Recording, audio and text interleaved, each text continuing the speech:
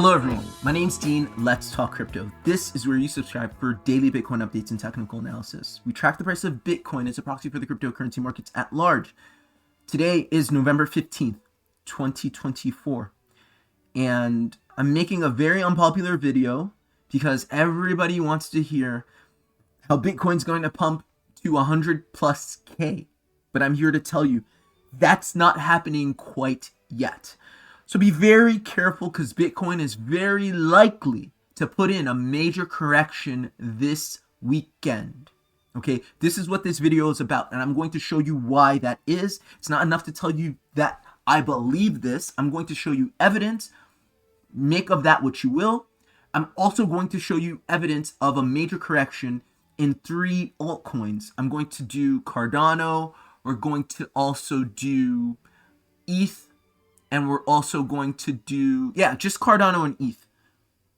Cardano and ETH. Let's keep it there. So just 2, okay? So I'm going to try to make this short and sweet. I haven't done a video update in the past 2 days just because even though this is daily show, if nothing substantive changes in the charts, I feel like I don't want to waste my time or your time making a video just to make a video, okay? But this is important because I'm seeing online a lot of people saying, we're going to pump, we're going to pump, we're going to pump. We're bullish, we're bullish, we're bullish. Not so fast. Here's why. All right.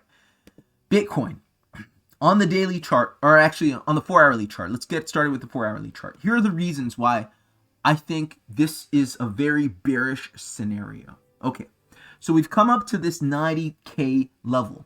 And this 90K level was the target of our bullish reversal pattern. Okay, we talked about this. We said Bitcoin is likely targeting 90K. Once we've spied this pattern, okay, that comes up here. Here's the neckline right here, this red rectangle.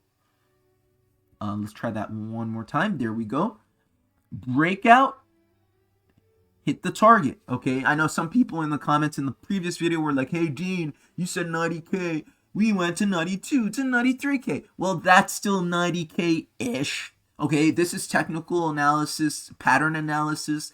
It's not precise to the penny. So if I say 90K, if the technical target's 90K and you hit 92K, it's still the target. Okay, that being said, in regular fashion of any pattern breakout, you hit your target. Once you hit your target, you consolidate and you drop back down to retest the breakout site, to retest previous resistance, and this is 7 months of resistance, right? You were in this inverse head and shoulders or bullish reversal pattern for 7 months. You retest the neckline of that pattern as support. That has yet to happen. That's reason number 1. We're likely to come down. And where are we likely to come down? That red rectangle on this chart stands at around 70 to 71K. That's reason number 1. Reason number 2. If you look at the CME gaps, and I'm not going to turn them on now, but I know just off the top of my head because I'm looking at this chart pretty much day in, day out. I know there is a major CME gap right here. Why am I saying that? First of all, what's a CME gap? Chicago Mercantile Exchange. Basically, if Bitcoin does a major move up or down during the weekend, the time or during any time where the US dollar currency index isn't trading, the traditional markets consider that a gap because they close and it opens again. And then Bitcoin's all of a sudden in a different place. Those gaps get filled. It doesn't necessarily need to get filled immediately, but it gets filled in time. If we're actually meant to go to 100K and beyond, right, we're not supposed to come back down. So those gaps have to be filled before we go to 100K. That's reason number 2. Look it up if you need a CME gap finder. I think TradingView has a few indicators.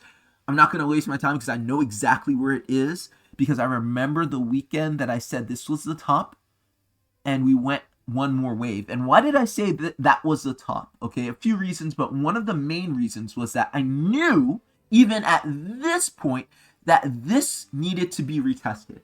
Okay, and I'm going to give you one more reason, but let's stay on this. I knew this level had to be retested for a few reasons. And Bitcoin didn't do that. It kept going. And why did it keep going? Because everybody's excited about Bitcoin. Everybody wants to see Bitcoin run. It's been a while. So it ran. And I assumed incorrectly that this was pure impulse. It's a purely impulsive move. And the height or the maximal upside of a pure impulsive move is such that the correction can only come down 61 or 62% to the downside. Okay, but that wasn't the case because this isn't a purely impulsive move. Okay, reason number 3, and then we'll get back to this whole thing not being a purely impulsive move. I won't forget, I promise. This blue, let's zoom out for a second. This blue channel that you see Bitcoin in is a multi-year channel. Okay, in any channel, the most important parts are the resistance, the support, and the midline. Before you leave a channel, you gotta test the support multiple times. This has been done. You gotta test the resistance, obviously, because you break it at the end, but you gotta test it a few times. And you gotta test the midline. The midline is resistance when you're below it, support when you're above it. That midline has yet to be retested. That midline is now confluent with the neckline of our bullish reversal pattern, 70 to 71K. That is a big fucking reason, because this midline is many years in the making. There's no way we're leaving this channel without retesting that midline. Okay? So that's reason number 2.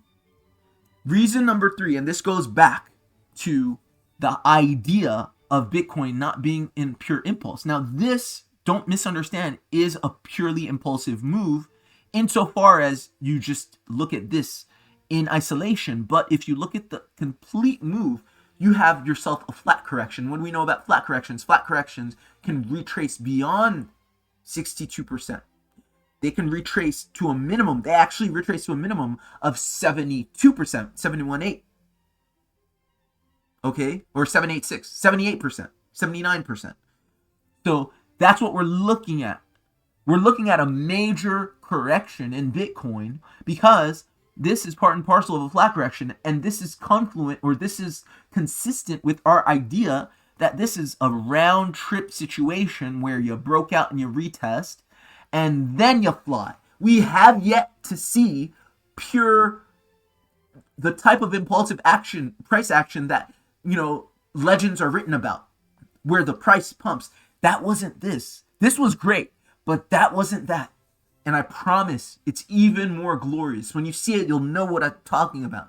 That's true impulse. You'll get that only after this 70 to 71K area is retested and it flies. Now, let's look at some of these altcoins, and they'll give us some sort of, they'll give us some, not confirmation, but they'll give us further evidence as to why you should be very careful about thinking we're pumping this weekend and expect a major drop in the entire cryptocurrency market, and expect, if you want to buy more, wait until this major drop happens.